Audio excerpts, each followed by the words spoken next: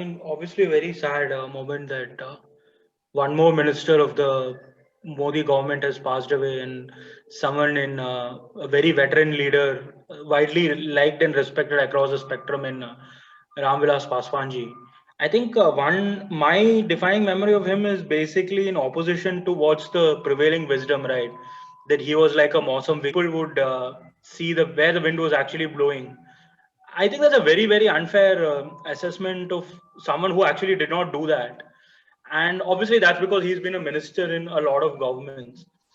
I think if you look at it, Ramvilas Paswan, interestingly enough, considering that he died as a minister in Narendra Modi's government, was the only union cabinet minister who quit the NDA government in 2002 because of the Gujarat riots, and actually was someone who moved to the like what was not then the UPA, but you could say the anti-BJP side in Bihar in 2002 at a time when it really wasn't that clear to anyone that UPA was going to come to power and Atalji was going to lose power. So clearly, and I would say he had a big role in changing the election result in Bihar in that election, which probably changed the numbers at an all India level. If you remember, it was pretty tight overall between the two alliances. And I think LJP being with the Congress and the RJD was a big difference. And that's, if you look at it, that's the last time the Congress and the RJD won an election in Bihar, not counting the time when Nitish Kumar himself went and joined. So that's Right. pretty this thing. And even in 2009, when UPA was the height of his power, he fought with the UPA and walked out. And in 2014, he joined with the BJP when the JDU left the BJP, which is like, I mean, at that time, if you look at it historically, the BJP, of course, Modi ji clearly had a lot of popularity in Bihar. But historically, BJP never really was that powerful without an ally in Bihar. And I think to that extent, he did play a crucial role in the massive sweep of Bihar that happened in 2014 also. And that's probably why the LJP is like today, Chirag Paswan is literally fighting against the JDU, which is the head of the NDA, and BJP has given him a long rope. And we can obviously discuss that further context of Bihar elections. But Right. I think he's a man who understood that he had a loyal constituency of his caste, primarily Paswans.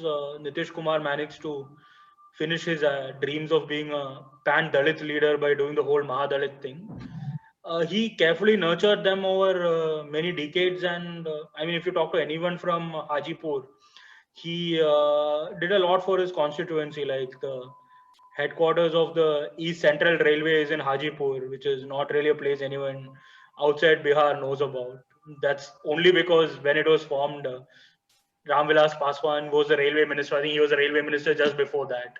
So clearly, someone who saw an opportunity, did a lot of work for his constituency, for his larger community and constituency, and created a small niche for himself and kept reinventing himself to ensure that he remained relevant, and whenever he remained relevant, ensure that things worked for the people who are voting for him. I think so.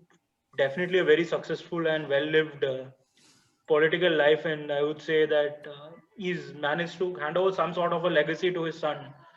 Probably, Right. if you compare him with Lalu and Nitish, when Lalu is in jail and his party early before the election results on in November. But I would say RJD has serious issues. Nitish Kumar seems like a dead man walking, propped up by different people at different times. I think Ram Vilas Paswan, for his smaller space due to many reasons, probably died a more satisfied man than a lot of people would probably give him credit for.